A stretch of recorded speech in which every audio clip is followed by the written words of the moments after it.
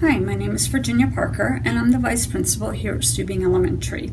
But I was not always a vice principal. After I graduated from the Columbus College of Art and Design in Ohio with a bachelor's degree in fine arts, I became a production potter. And I did pottery for a living, and I did that for about 5 years. But now that I'm a vice principal, I don't do pottery for a living anymore, but I do still do this for fun. And in the video you'll see that I have a wheel and a kiln set up in my garage, and I have a room set up for my studio in my home. So I hope you enjoy the video. So this is me starting a piece on the wheel.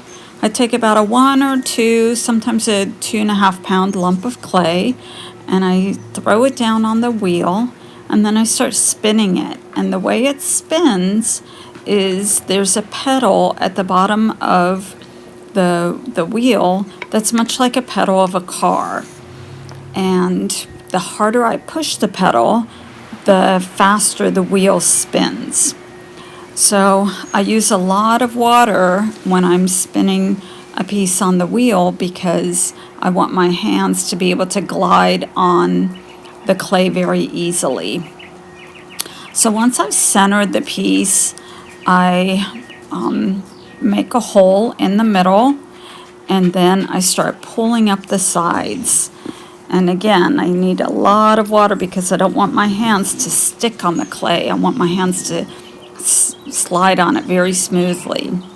And you can see there I pulled up the side, and I'm going to take some of the water out of the middle, but put more water on the edges. And I'll pull it up again until I get that wall just the right thickness. And I'm going to smooth out the top, get out any excess water. And then I have a tool that helps me smooth the edges real carefully. And you can see me smoothing the edges right there. And I'm going to clean the top a little bit more. Make sure there's no excess water. And that is the bowl. So this is what the bowl looks like when it's on a bat and it's off the wheel and it's drying. So once the bowl has dried, or whatever piece I've thrown, once it's dry enough that what we call leather hard, so it's still soft enough that I can trim it or cut those excess pieces off, but it's still pretty wet, but it's not going to, the shape isn't going to change when I touch it. So I put it on the wheel upside down, and I secure it with little pieces of clay on all 4 sides, and that way it won't slip off the wheel when I spin it. So now I'm going to start spinning the wheel again, but I won't spin it quite as fast as I did when I was throwing it. And that's why it's important to have different speeds. So as the bowl is spinning, I have this trimming tool, and you can see how it just shaves off excess pieces of clay, and I can really make a nice shape on the bottom of the bowl.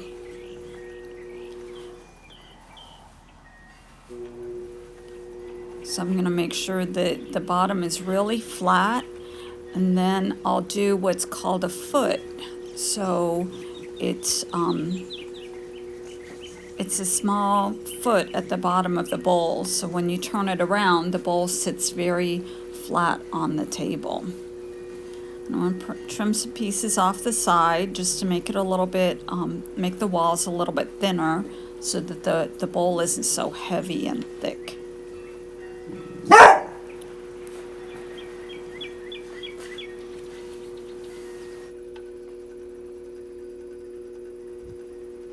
So here you can see how I'm going to start really making that foot. I'm going to trim some more off the very center of the bowl, but I'm going to leave the edges on there so it has a nice foot to stand on.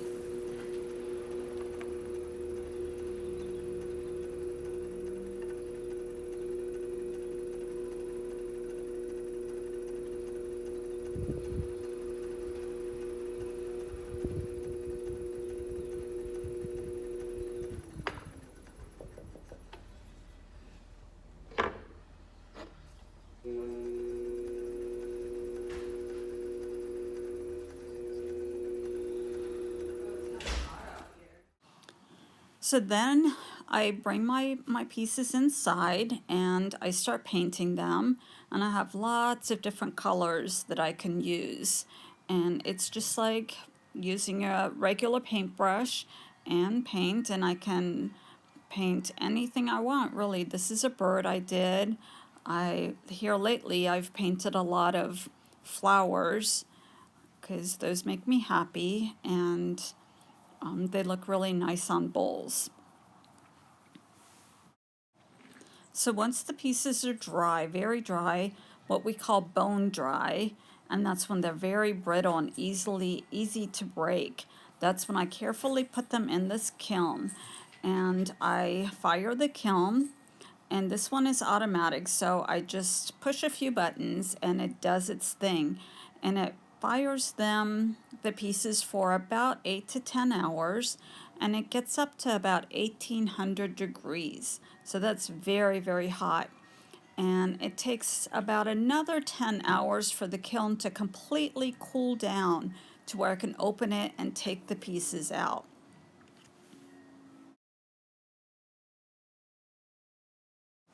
So here are some of my more recent bowls that I finished, and people have asked me where I get inspired. What do I know what to paint, and where do I get my inspiration? And it really comes from different places, different times of my life. But here lately, I've been doing a lot of flowers. So here's a flower that I really liked. I liked the picture of it and the way it looked. So I painted that on this long, narrow plate. And then sometimes I just take pictures or find pictures on the internet, and I see that I think are interesting and that I think might look good on a piece.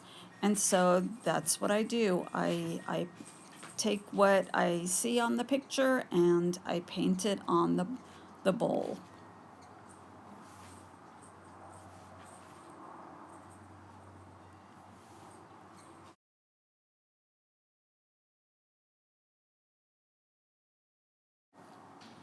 Sometimes I throw mugs, and these are the beginnings of the mugs. I throw them on the wheel and then I put a handle on it, and then I paint it. This one was for Stubing, and here's one that I made for my husband for Kruger. Sometimes I make mugs with little plates under them called saucers. And sometimes I paint little houses. I love painting houses. So that was a mug, and here is a series of tiles that I painted in the house. Here's a painting I did on a plate of my dog Lily, and there's the finished piece. And here's another one of our other dog Annie, our beagle. And that is the finished piece. And we use these plates to eat almost every day. Here's another funny picture that I painted of Annie. Sometimes I paint fish. I really like the way that fish look and the different colors that fish are, and so sometimes I paint those on plates and bowls. A few summers ago, I went up to my brother's house, and he has a farm with lots of farm animals. So I was inspired to paint these animals on plates. I painted a cow and a goat, and this rooster, the farm cat, and some of the dogs too. I hope you enjoyed my presentation. Feel free to email me if you have any questions at all. Virginia.parker@nist.net.